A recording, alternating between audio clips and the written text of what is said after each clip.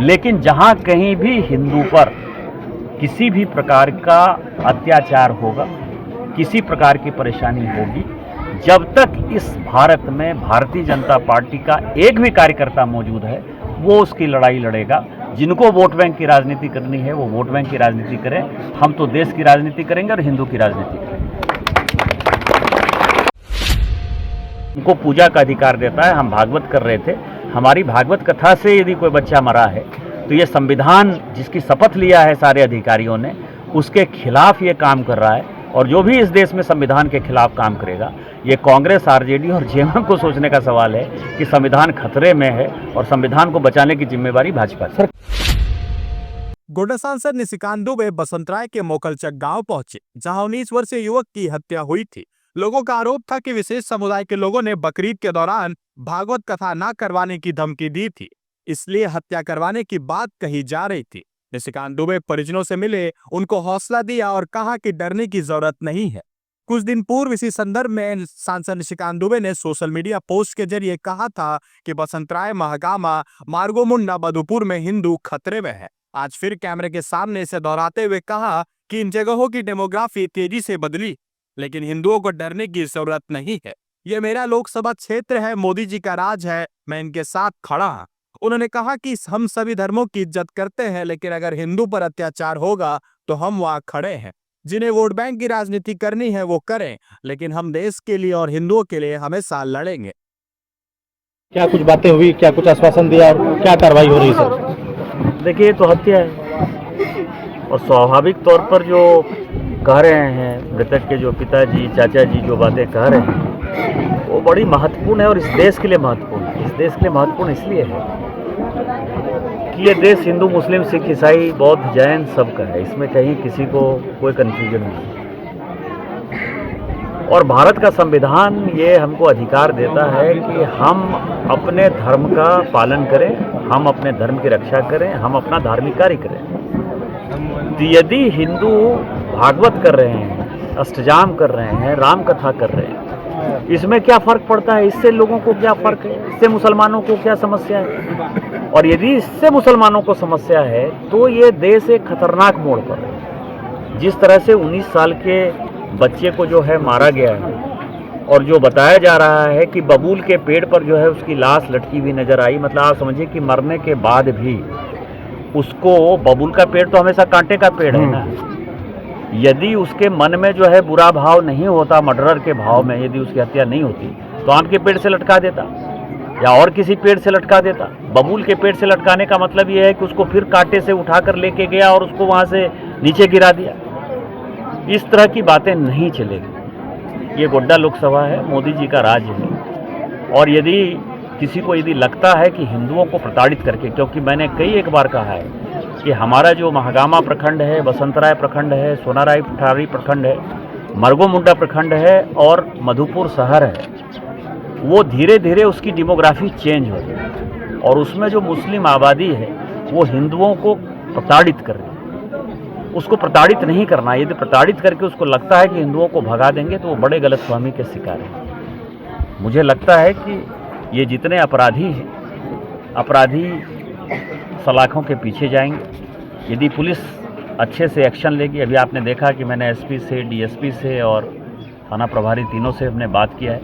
तीनों को हमने फोल्डेड हैंड से रिक्वेस्ट किया है कि इसकी जांच जो है आप बढ़िया से करिए। यदि ये जांच नहीं होगी बढ़िया से तो इस जांच में हम एनआईए का भी सहारा लेंगे कि हो सकता है कि बांग्लादेशी घुसपैठिए यहाँ आकर बसंतराय में बसे हुए हों और वो जो है अपराध को बढ़ावा दे रहे हों। तो ये काम जो है नेशनल, ये इसी एफआईआर को हम कन्वर्ट करा देंगे एनआईए में।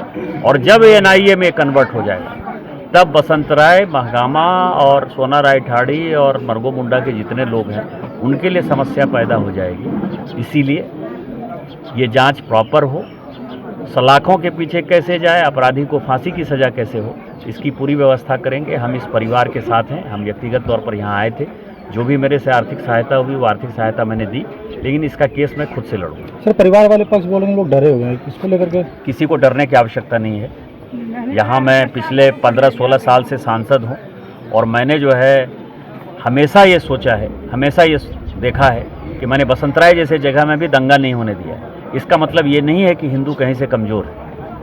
मैं केवल ये कह रहा हूँ कि हम विकास करना चाहते हैं, मोदी जी के मॉडल पर आगे बढ़ना चाहते हैं, लेकिन यदि आप गुंडागर्दी करोगे तो सबको जो है हम फांसी की सज़ा दिलवाएंगे। प्रशासन पर निष्पक्ष होने का आरोप लग रहा है सर, क्या कहेंगे सर इस पर? निष्पक्ष नहीं, पक्षपातपूर्ण होने का आरोप लग रहा जी। है और ये प्रशासन के लिए समस्या है। प्रशासन यदि निष्पक्ष होता तो कोई आरोप ही नहीं लगता जी।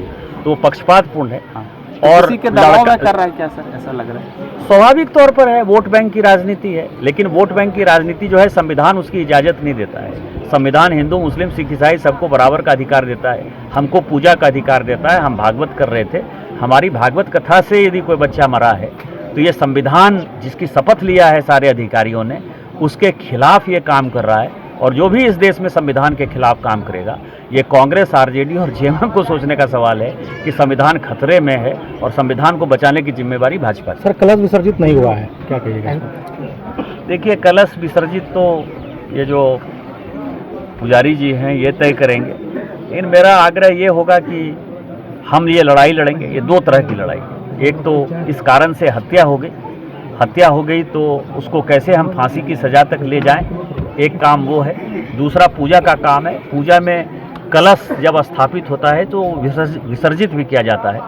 तो मेरा इन लोगों से आग्रह होगा कि आप कलश विसर्जन कर दीजिए। कलश विसर्जन से, जब आप कह रहे हैं कि प्रशासन इतने दिन तक नहीं आया, आज आया है, तो हमारे कलश विसर्जन से जो है कोई असर नहीं पड़ रहा है, उसको छोड़ दीजिए, आप कलश विसर्जित कर दीजिए। हम अपना काम करते हैं, क्योंकि धार्मिक काम में जो है इन चीज़ों को नहीं लपेटना चाहिए।